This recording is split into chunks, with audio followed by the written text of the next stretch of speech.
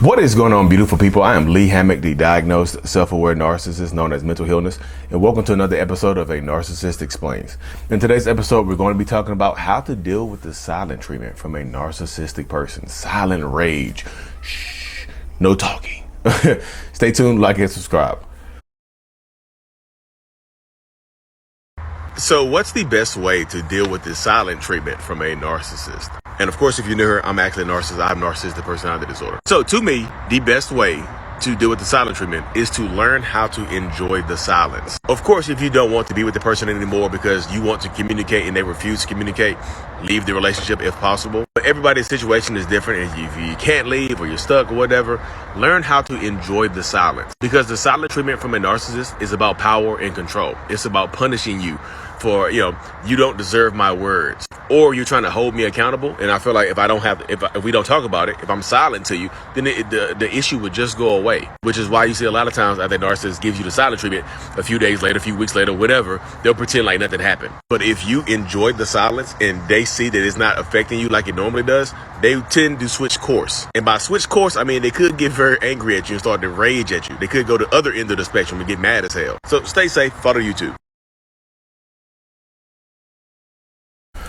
Welcome back, y'all. Just noticed I had got on the same shirt in this long video that I had in that short video that I recorded a couple months ago. It's wild. But that's how it happens though, isn't it? So y'all, the silent treatment from a narcissistic person, how to deal with that. So many people get into if you don't know what the silent treatment is, it's when a narcissistic person is just being quiet, like just refusing to communicate with you for whatever reason. It could be a perceived slight. It could be a perceived wrongdoing. It could be a perceived criticism. It could be actual criticism. It could be the fact that you tried to hold them accountable. It could be the fact that you tried to say something to them out of the the normal purview of stuff. It could just be the fact that you communicated with one of their friends and found out that they were lying to you. There's so many small, subtle things that it could be when you're dealing with a narcissistic person, the reason that they give you the silent treatment. And the crazy thing about it is you might not ever know the actual reason why they go silent on you. You might not ever figure it out. They might not ever tell you, because at the end of the silent treatment, a lot of times they'll just pretend like nothing happened. They'll just start talking to you and try to come and hug you and love you and stuff, love on you and stuff like that.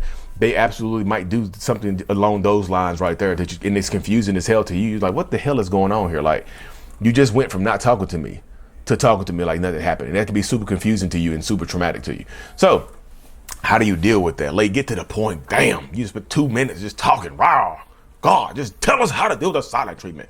I'm about to give you the silent treatment like this. Enjoy the silence. The first way to deal with the silent treatment is to learn how to enjoy the silence. A lot of people, some people don't leave the toxic relationship, y'all. Some people can't leave because of financial reasons and all kinds of other stuff, religious.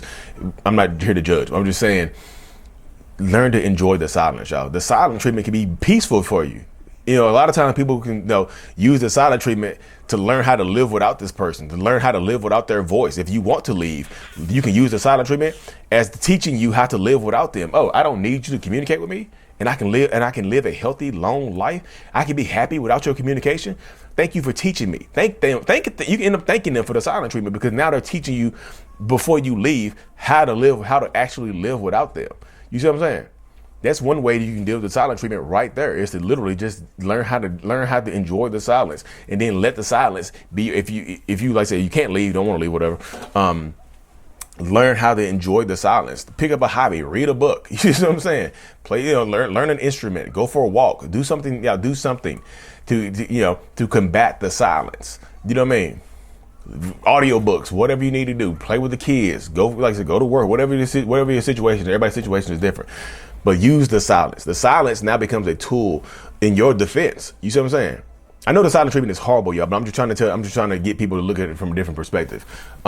Use it in your defense and things of that nature. You see what I'm saying? But a lot of people don't understand. A lot of people don't see it that way. A lot of people see it, hey, the silent treatment is, the silent treatment that. You know what I mean? But it gets to that point right there. So that's what I'm trying to get to right now. Like I said, the silent treatment can help you learn to live without this person, and you can enjoy the silence. Like I said, and also another way to deal with it is to just actually understand the silent treatment is not even about you. It's about them. their perceived slight, because adults communicate. Emotionally healthy adults communicate on a good level. They know how to communicate. They know how to talk to each other. They know how to interact with each other in circumstances like that. So just understand the silent treatment. You're dealing with a childish person. You see what I'm saying? They can't communicate. Sometimes, like I said, a lot of covert narcissists use the silent treatment, and some overt narcissists use the use narcissistic rage, being loud and stuff like that. Yes, but people can use both. Some people can use both of them. But I'm just saying, a lot of times that's how it goes. But understand that the silent treatment is not about you. The silent treatment is silent. It's really silent rage. They're mad at something, and because they can't sometimes they get so ashamed. Understand that the silent treatment sometimes is because the narcissistic person is ashamed of their own actions. They are ashamed of something that they themselves have done and are being held accountable. The silent treatment, they could be giving you the silent treatment because they're dealing with an existential existence crisis. They don't know what is going on inside of their heads. They be giving you the silent treatment because they're unhappy with themselves, y'all. A lot of time, most times, the silent treatment has nothing to do with you, but how they are perceiving themselves, how are they working, how are they dealing with their own selves and their own lives and things like that.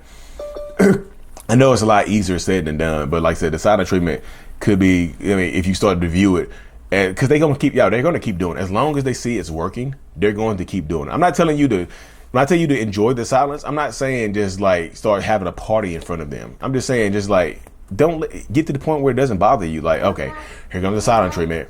I have a plan. Have a plan for the silent treatment in place. Like the silent treatment. Oh, I got this damn mystery novel. I get to read. So here we go. I've been wanting to read it. You know what I mean? I'm not telling you to celebrate in front of their face. I'm telling you to just, learn to enjoy it and not let it affect you in a negative way. Because it gets to the point where it's childish and things like that. And it gets to the point where like you might get tired of pretending like, of dealing with the silent treatment and you want to leave. Like I said, the silent treatment could absolutely be teaching you how to live without them. And y'all watch my earlier video. I'm on daddy duty. You want to say hello? You shy? You gonna get up here and be shy? Huh? Learn to enjoy the silence. Ain't that right? What are you sucking your finger for? Okay. Let that finish, okay? Hey, 1 minute.